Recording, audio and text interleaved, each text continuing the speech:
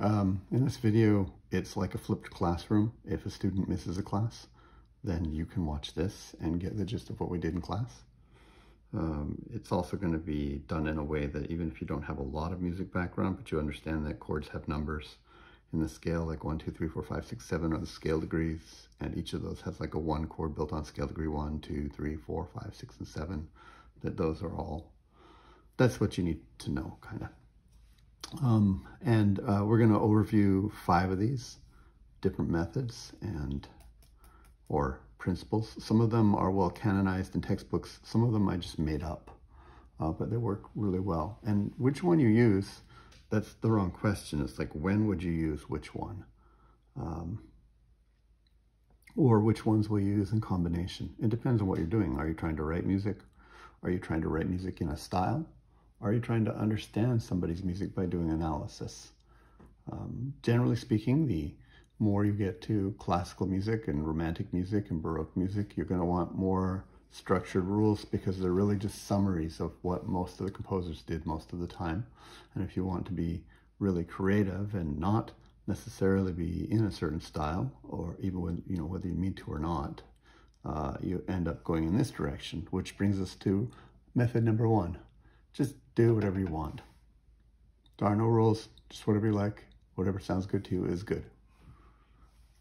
That's great because you have no, I can't do this, I can't do that. If it really works for you, in some ways that's the best way of doing it. However, that gives you no information on how to anticipate or what to expect when you're analyzing somebody else's music, especially in the Baroque, classical, and Romantic eras, and or even in jazz, for that matter, and Broadway pop.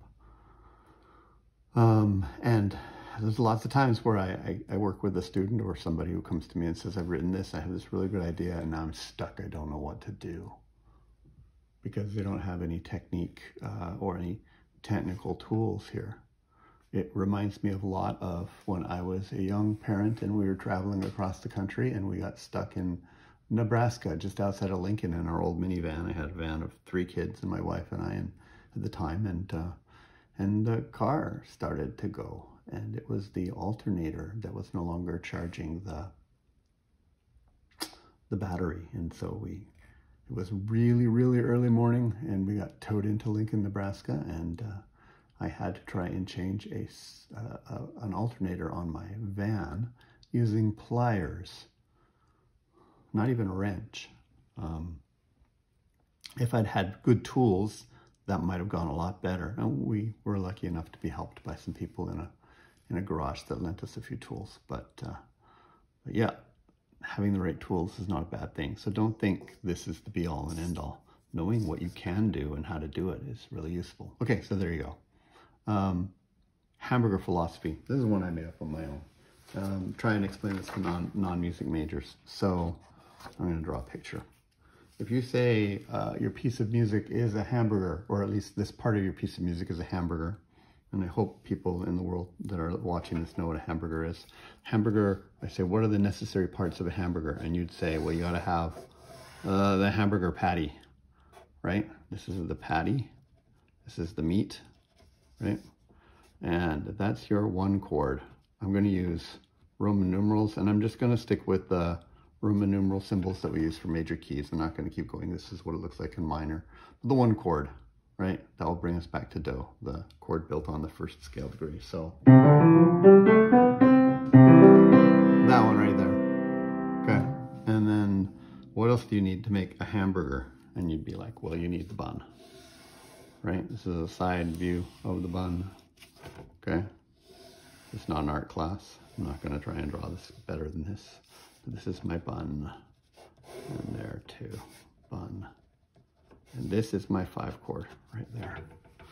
And it's a pretty boring or plain hamburger, but that's all you need to make a song. So you can, like, I'm just going to use kids' songs and folk songs. Be like, down in the valley, valley so low, hang your head over and hear the wind blow. That's it. And that also gets us remembering that the beginnings and ends of phrases like to start with 1 and 5, and cadences are usually built on 1 and 5 chords, and yeah, eventually we always come back and say we got to have the hamburger patty or the one chord right there. You can do other things. Now, from there, if you understand that, then you can say, well, what about cheese or pickles or onions or condiments like mustard, ketchup, relish, mayonnaise? What about bacon? What about mushrooms? What about tomatoes? What about lettuce? That's all the other chords. That's it. And you can put them on any amount you want. Now, I'm not saying they're not important, but if you have like a hamburger patty and a piece of bacon, that could be yummy, but that's not a hamburger, right? You need it all sort of bound up in the bun. Traditionally, I mean, I guess you could say anything you want. And so this at least gives you a framework. Then you can say, well, maybe now you can just do whatever you want now that you have that inside of here. So if you think maybe the 4 chords, the cheese, right? So you were like Hank Williams. Your cheating heart will make you... Now I'm gonna put cheese on this, and there's not much room in here, but you know, if you think of the cheese chord is the most common thing that goes on the commercial burger. After that, we'll call that cheese. This metaphor is gonna break down at a certain point, but that's your 4 chord. 1 chord. Your cheating heart will make you weep. You'll try and try, or cry and cry, sorry. Cry and cry and try to sleep, but sleep won't come the whole night through. Your cheating heart, 5 chord right there, yeah? Heart will tell on you. Sorry, I'm looking at this and not looking at the piano, which is behind me, actually. Yeah? And you know, the cheeseburger is a very popular burger, right? And you could say, well, what about the little bits of onions and things like that? Maybe they're 7th on chords or something like that. I don't know, right? And then, you know, you can add more. Now, this is also a good place to bring in the idea that, well, what should you add? Well, first off, what you add to it is really important. It changes drastically the flavor of the burger, which is why some people like mushroom, cheese, and onions. And other people would say, I'll die if I have to eat mushrooms. If my kids said, I said, you want tomatoes? They'd say no. But if I said, you know, do I want tomatoes? I'd say, yes, please. This isn't a really great burger unless it's got some great tomatoes and some nice crisp onions and things on there. It's like, it really matters. But that doesn't change whether it's a burger or not, right? Burger is the patty in the bun, right? And holds it all and binds it all together. The bun grabs all the other things and puts it on there like that. Eventually we come back here. So here's the thing. If I were describing this kind of way of songwriting, then I would say, look at what recipes are out there. Like if you're going to start a hamburger restaurant, you might go and make crazy new things that are incredibly inventive, but you probably have a bunch of things on the menu that you know that most people are going to find that they like. So maybe like bacon cheese is like a recipe that people like, or maybe mushroom, Swiss, and onions, or maybe the classic, you know, lettuce, tomato, onions, pickle, right? And then burger, maybe with cheese, maybe with not. These are recipes or formulas that many people like, right? And so you can do the same thing, and you can look out at the different kinds of songs that are out there and do the same thing. So for instance, what's really popular in pop music for the last 20 years or so is 1, and then 5, and then 6, and then 4, right? And so like all the way back to like the Beatles. When I find myself in, that's my 1 chord, times of, and I can't sing this high, thank you, Paul McCartney, trouble, 6 chord, Mother Mary comes to me, 4 chord cheese. And if you want to go with this metaphor, call the 6 chord pickles, or call it something, whatever you think is the next most important thing, right? Seeking words of wisdom, let it be.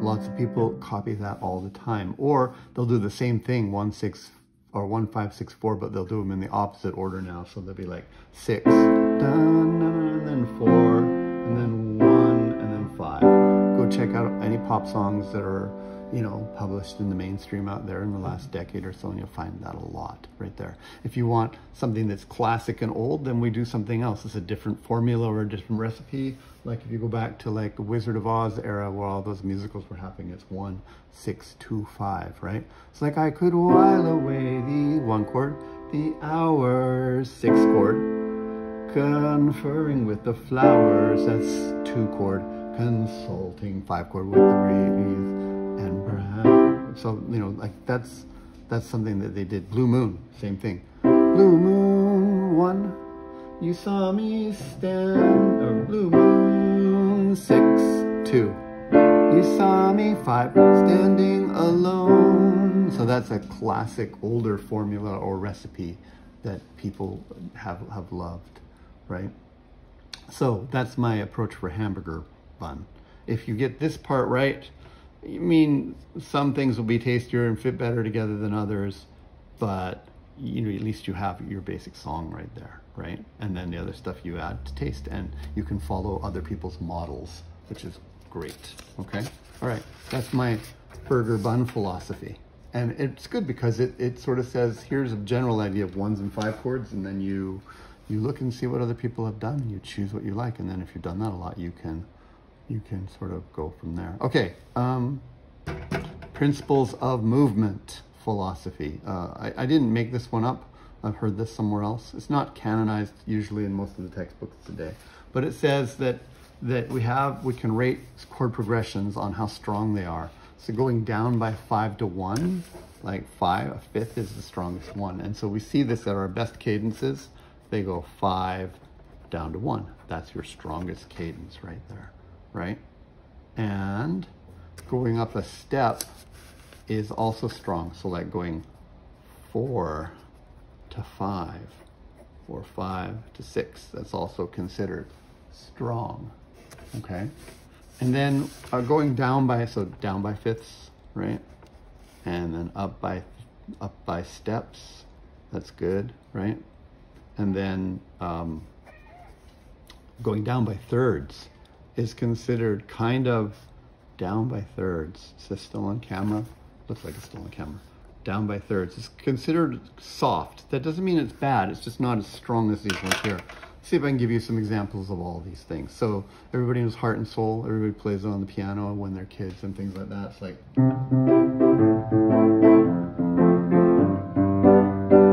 right? Well, that's 1, 6, 4, and 5, which is down by thirds and then up by a step. And then 5, 1 is the strongest progression that brings us back to 1. So 1, go down 3 to 6, go down 3 to 4, go up a step to 5. Now 5 will go up a fourth to 1, but that's the same thing as going down a fifth. 1. And you repeat and you repeat and you repeat, right? Up steps, you know, like bum, bum, bum, bum, bum. You know, bum, bum, bum, bum, bum, bum, bum, right? Bum. I can't even think what that chord would be. Down, bum, right? You can do that. You can go up by steps. 4 going to 5 is probably the strongest, or the one we see a lot. 5 going to 6 and deceptive progressions is 1. And then 5 going down to 1 is our strongest cadence, but you can take that all the way around. We call it the circle of fifths. So we're like 1 and down to 4, right? Which then goes, what, down to 7, right? It goes down to 3, which goes down to 6, which goes down to 2, which goes down to 5, 1. And this is so popular that that's like the basis of so much jazz. We go 2 with the 7th to 5 with the 7th to 1, and that's like the building blocks. And if you think about that, that's down a fifth and down a fifth. And if you're not sure about that, let's just put ourselves in the key of C. D goes down to G, which is a fifth down, which goes down to there, which is C. Sometimes you'll even see 6, right? So A going down there like that. Right, so jazz, it'd be like, they rotate back and forth between these, and then they go to here, right? And then they'll just pick a new spot, and they'll go like, right, right, and then, you know, to the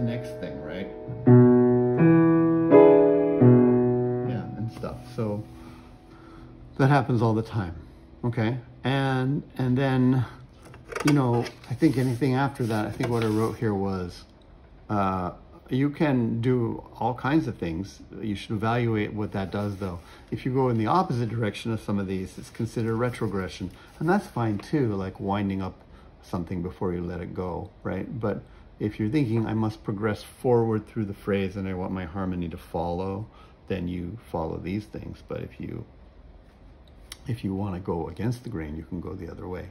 You can try things. And then remember that no matter what you use with these principles, cadence formulas and the way we finish phrases still makes it right. Okay? All right.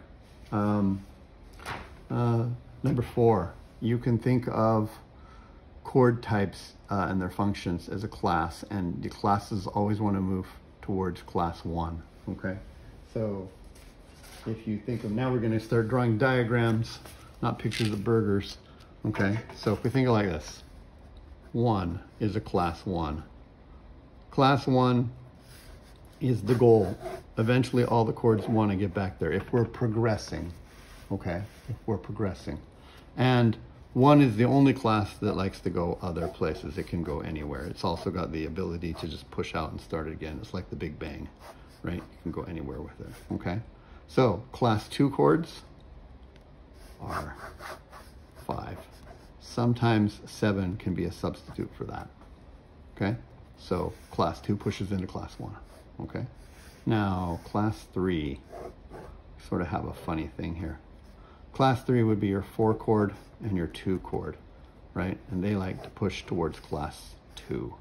This is class, we're gonna call them 3.1, okay? And then we have this other one right here, which is the 6 chord, okay? And it's class 3.2. In a pinch, it can go there, but it really likes to go here first, okay? And then over here, we have class 4, right? And it can go here, it can go there. It doesn't like to go there for some reason. Not so much, although we can do that. Okay, see how we're starting to get a flow chart diagram like that? Okay, you can't jump classes. 3 doesn't get to go to 2. 3 does not get to go to 1. Nothing gets to go to class 1 except for class 2 chords. The 3s push into 2. 2 pushes to 1, right? And this is a principle-based thing. And you'll find that this works for about 80% of the chord progressions out there. It's nice to have it be a principle. You can say this doesn't match exactly these things, but it has that kind of feel about it. If we push this, though, we'll find like places where it doesn't work. Like for instance, we know that 5, okay, we know that 5 can go to 6, right? That's something we learned from the progressions sort of principles, which you can go up by steps, right? So we can go like 1 and then 5, right? And then we go to 6, right? Sounds fine. That's not represented in here, right? Okay, good. A lot of the things that we've done so far can be, they do fit in here. Like if I go 1, 6, right? 4, and then 5, that was the heart and soul, right? If I go 1, 6, 2, 5, that's the blue moon, right? If I go 1, 5, okay, that's fine. This is the thing we can't account for with this, 6, but then it goes 1, 6, you know, to 4, down like that, right? So a lot of circle of fifths things can happen here as well, right? Like 3 goes down to here, which goes down to there, which goes to there by circle of fifths. So it covers a lot of things there, classes. This was very popular in textbooks in the 70s and 80s, I think. I remember seeing that there, though I can't remember which one it was. Maybe the Galden out of Eastman, I'm not sure. Anyhow, okay, good. Which leads us finally to where in our class we'll spend most of our time, which are, there are rules and we must follow the rules. The rules are not hard, fast rules in that there's not like a governing UN body of chord progression policemen that will come and take away your analysis credentials if you don't follow these rules. Think of this like, if we look back over the time period from Bach, the Baroque, to Brahms in the Romantic era and the classical stuff in between. If we were to summarize what most of the composers do most of the time, they're called rules. You call them guidelines if you like, but even then, they're principles, right? They're descriptions of what's gone on. And you can see that it's the most complicated because there's a whole list, and I'm not gonna read through all of these. It's like tonic can go to anything. Dominant goes to 1. That's the tonic, I guess, right? Tonic goes to tonic, right? Sometimes the dominant goes to the submediate, right? Or something like that. You know, so there's all these things, right? Leading tone can, da da da da da da da. It says though, drawing a picture of all these rules helps. This is going to seem a lot like what we did with some of the other things as well. But let's just start off with the easy game, okay? Start off with the easy game. You have your 1 chord, it's the center. It can go to 5 and it can go to 4. These are the dominants above and below, hence dominant and subdominant. And they can go back, right? And you can build songs with that, okay? This is the more powerful of the dominants, okay? So sometimes this will not just go there, but it will also go there. But rarely does it go this way. You have to be a real troublemaker for that. Like you're playing the blues, right? Like 1, right? And then 4, right? And then back to the 1, right? And then you'll go 5, and then 4, and then 1, right? So that's a case where it might go backwards, but blues is, you know, particularly rebellious. It's jazz, or it's proto-jazz, right? So there's our first game, okay? From there, we can play, so that's just a separate. This is like when you buy a card game that's complicated with rules, or a board game and they say, just play the basic game first. Later, we can add more rules. That's the basics of the thing. Okay, so we're gonna draw another diagram here. Remember that everything eventually is trying to get to the 1 chord, okay? And this is gonna look a lot like when we did the classes of chords. But who gets to go to the 1 chord? The 5 chord gets to the 1 chord. It's the gatekeeper. Nothing else gets to go there unless you go through the 5. Except for that. 4 has some special privileges because it's the dominant below. But when we're playing the game of going this direction, 5 is the gatekeeper, right? All right. So I'm going to summarize all these rules in a picture. These rules are all written down on this page down here. But picture is better. So sometimes you can use the 7 chord as a substitute for that. So I'm just going to go subs, right? Okay. And sometimes the 5 doesn't want to go to 1. The 5 goes somewhere else instead, right?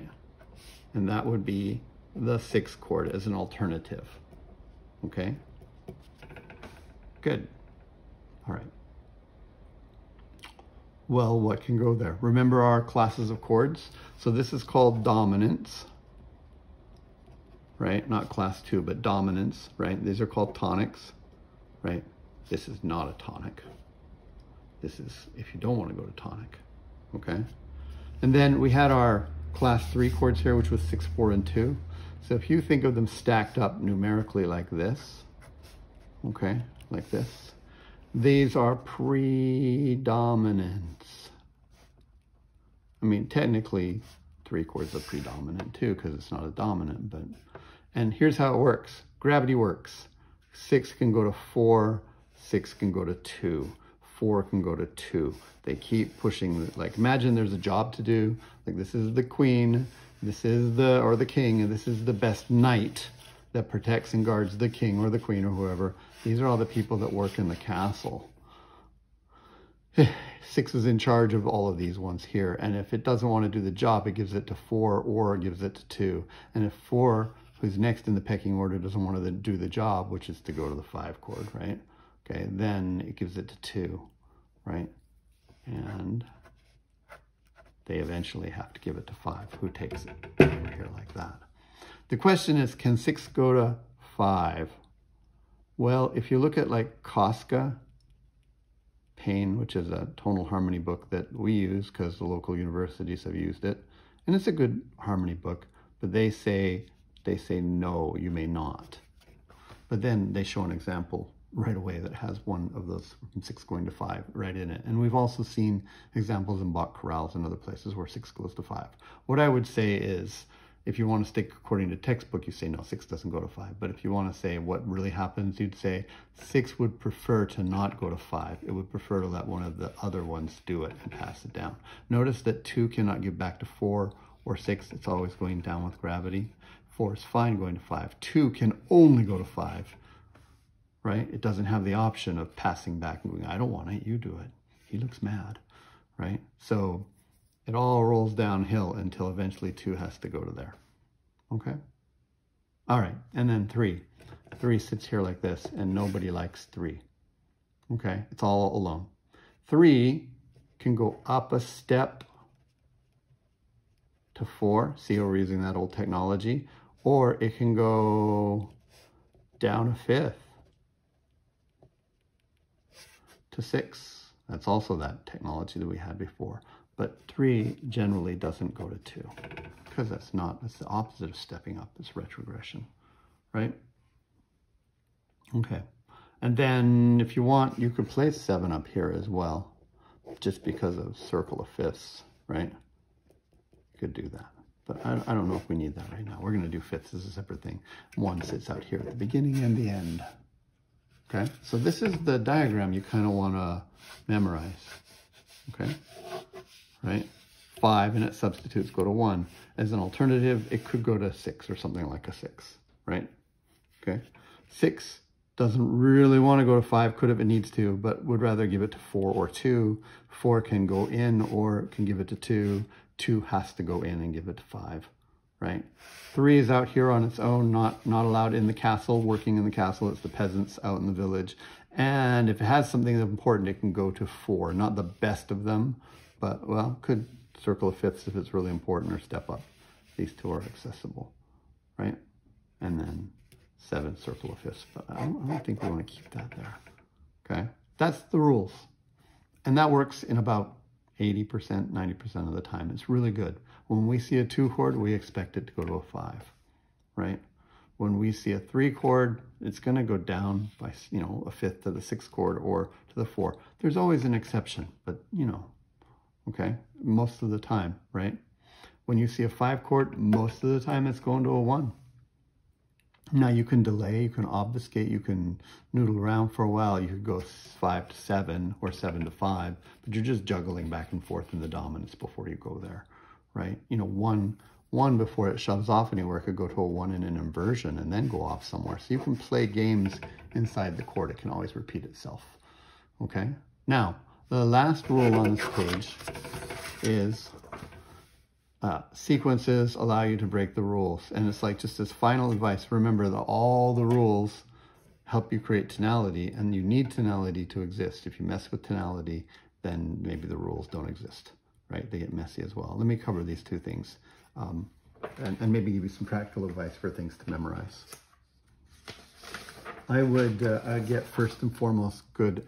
The most important sequence we have in a sequence is a repeated idea. It can be melodic or harmonic or both. Little idea that happens again and again and again. They often step up by steps or down by steps melodically or something, but not always. There's the most important one, which is a circle of fifths, okay? This is the most important one that you should circle of fifths. You should just memorize. You should get good at this. So 1 goes down to 4 by a fifth, right? 4 goes down to 7 by a fifth. 7 goes down to 3 by a fifth. 3 goes down to 6 by a fifth. 6 goes down to 2. Am I running out of camera space? Not yet. Okay. And then 2 goes down to 5. And 5 goes down to 1, which is that again. You should memorize that.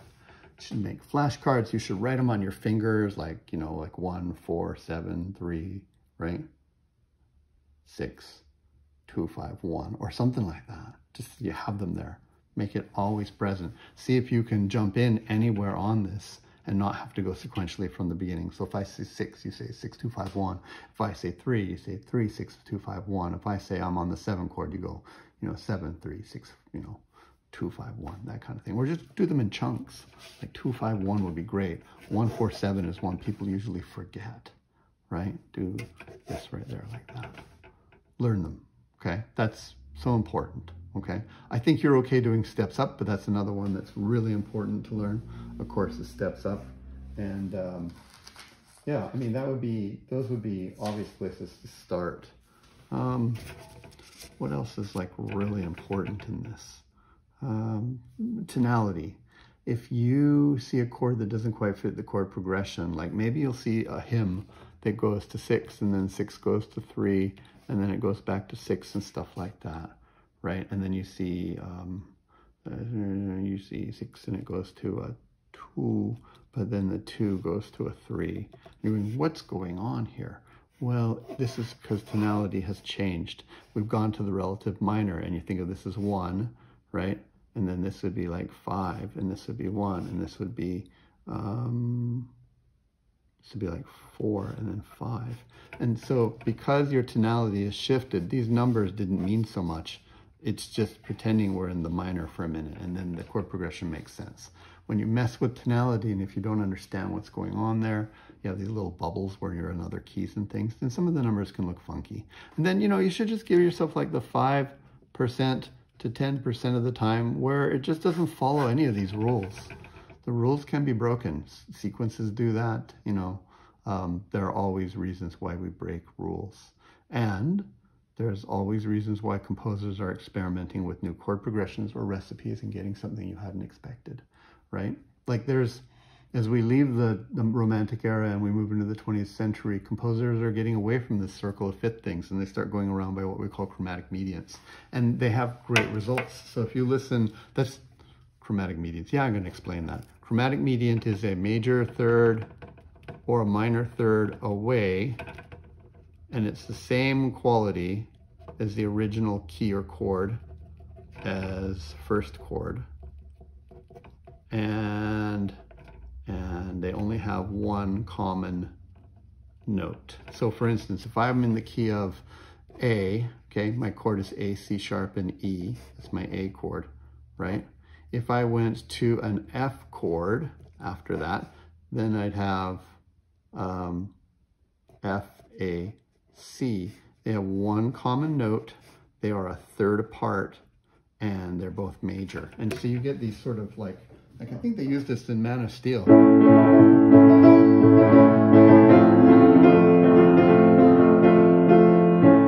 Right? It's got this weird shifty kind of feel about it. It's gonna be very exciting, right? So they, you know, like there's always gonna be something going on. But if we're gonna dive into Bach or look at Mozart or Beethoven, it's a great place to start. Our class will spend most of its time, though, learning this. We'll test on that. It's something you can work on. It's something that works with analysis really, really well, right? When we're looking at these models and things like that, okay? I should just make one other mention here that there are some subtle differences in the minor key. You'll see that in the textbooks, especially with this diagram right here. And I think the biggest one that you want to think about is if you're in a minor key, okay, then first off, 3 is actually really popular because this is your minor key and this is your relative major, right? And that's, you know, so this is like A minor and this is like C major, right? And if you look at subtonic 7, which is the whole step below 7, that's actually 5 of 3 right there. And so you'll just hear these chord progressions are like here. And then it'll just go, surprise, 5 of 3 to 3, right? That's very, very popular. We'll see that a lot. The other thing is that sometimes the subtonic 7 can be a substitute for the 5. So you know how we were doing like 1 goes to 5 and back and forth. If you're in minor, sometimes subtonic 7, so if I'm in C minor, right, then this would be B flat major. And sometimes B flat 7 becomes really popular. Let me see if I can give you, they sometimes sub for each other. It's a different flavor. Like for instance, Simon and Garfunkel. Hello darkness, my old friend, right? I've come to talk with you. Is this back here again? Back to the 1. And then it's going to go to the relative major, and it's going to go to the 3 and the 6, because this will be my new 1 and this will be my new 4 in the relative major. Na, na, na, na, na, na, da. That's my 6. It's like a 4 in the relative major. Da, da, da, da, da, da, da, da, da, da, da.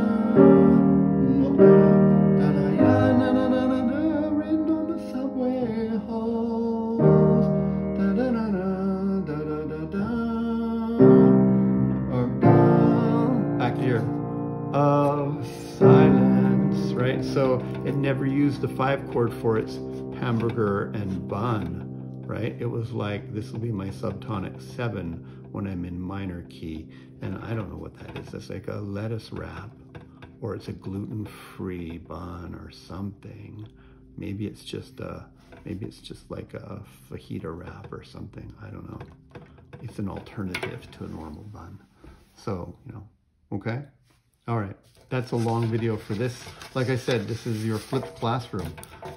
Depending on how timing in the term goes out, you've been watching this because I said we're going to talk about chord progression next week or next class. You need to watch this video so you come in and we can discuss it and look at things. Or if you missed the class, then you were to go here as well and take a look at it. Probably what I'll do next is I will do an analysis video of something where we use this as a diagram, and I think, sorry, this, you know, as a diagram, and you can see how that helps us. And then your job, of course, is to memorize those things. Probably give you something evil like flashcards or something you have to work on. All right, cool.